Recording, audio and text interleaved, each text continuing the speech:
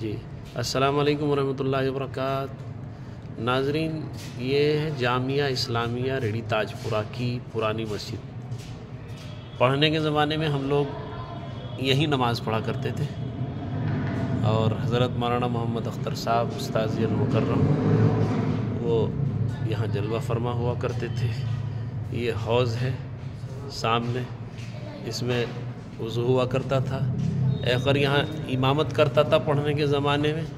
یہ سامنے جس پر یہ بورڈ لگا نظر آ رہا ہے، یہ دیوار ہے اس کمرے کی سائڈ سے، تپائی جو سامنے ہے، یہاں دروازہ، یہ میرا روم ہوا کرتا تھا ناظرین۔ تو آپ حضرات کو چکے آئے ہوئے ہیں تو تھوڑا دکھلاتے چلے۔ کچھ حضرات کو میں نے لائیو کے اندر دکھلایا تھا، لیکن وہ میں نے کسی حکمت سے لوڈ نہیں کیا ہے لائیو کو، اور اس کو میں تھوڑا سا کچھ الگ انداز میں بنا رہا ہوں۔ یہ کلپ بنا رہا ہوں آپ حضرات کو دکھانے کے لیے۔ یہ مدرسے کا دار جدید ہے، دار جدید ہے یہ۔ کیونکہ آدمی جہاں پڑھا ہوتا ہے یا پڑھا رہا ہوتا ہے وہاں سے بڑا تعلق ہوتا ہے، تو یہ مدرسے کے اندر بھی چونکہ احقر کا کافی روز قیام رہا، اس لیے اس مدرسے سے بھی کافی والہانہ لگاؤ، تعلق، شغف ہے۔ احقر نے حفظ اسی مدرسے کے اندر کیا۔ یہ اس زمانے میں دفتر اہتمام ہوا کرتا تھا، تھوڑا سا اس کو یہاں راستہ نکال دیا گیا، اس لیے دفتر اہتمام ادھر سامنے پہنچ گیا۔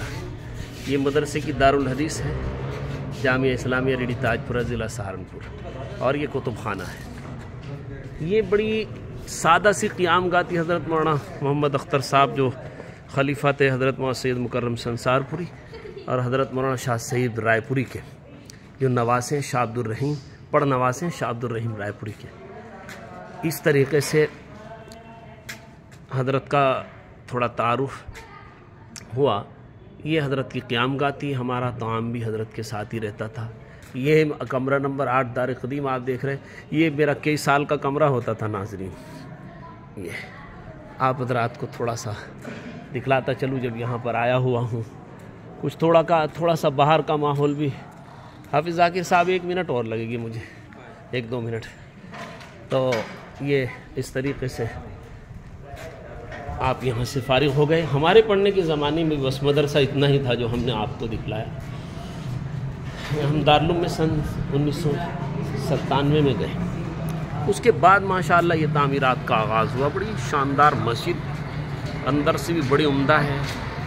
ایک بلڈنگ یہ ہے دارالحدیث اور عربی درسگاہ، اور ایک بلڈنگ یہ ہے سامنے، یہ دارالقرآن کی بہت بڑی بلڈنگ ہے یہ بھی۔ اور یہ آس پاس میں جو زمینیں ہیں سب مدرسے ہی کی ہیں، جو پہلے زمانوں میں لوگوں نے للہ فی اللہ وقف کی۔ اللہ تعالیٰ تمام مدارس کی حفاظت فرمائے۔ قوم ہے جو چندہ دیتی ہے اور یہ تعمیر ہو جاتے ہیں۔ بہت سے لوگ خرافات پھیلا دیتے ہیں کہ کہاں سے آ رہا ہے، مسلمان دیتے ہیں وہاں سے آ رہا ہے۔ ہندوستان کے مسلمان الحمدللہ اپنے کندھوں کے اوپر مدرسوں کا بوجھ اٹھائے ہوئے ہیں۔ تو بہرحال بعض لوگ ان کو شر پھیلانے کی عادت ہوتی ہے مدرسوں کے خلاف، تو وہ اس طرح کی حرکتیں کرتے ہیں۔ اسلام کے اندر مسلمانوں کے اوپر 2.5% مال فرض کیا گیا ہے۔ میرے ناظرین میں چونکہ دوسرے مذہب کے لوگ بھی رہتے ہیں، تو میں بتلا دینا چاہتا ہوں کہ اسلام میں 2.5% دینا فرض ہے۔ 40واں حصہ جس کو کہتے ہیں، وہ سب غریب بیواؤں کی مدد کے لیے ہوتے ہیں اور مدرسوں کی مدد کے لیے ہوتے ہیں۔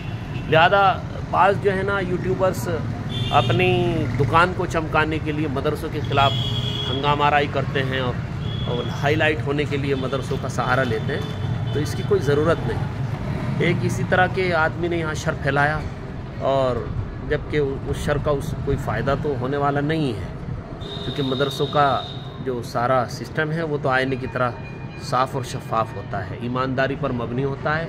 اور یہ تمام مدرسے یا جمعیت علماء ہند، یہ سب محب وطن ہیں، اپنے دیش سے، اپنے وطن سے سب محبت رکھنے والے لوگ ہیں۔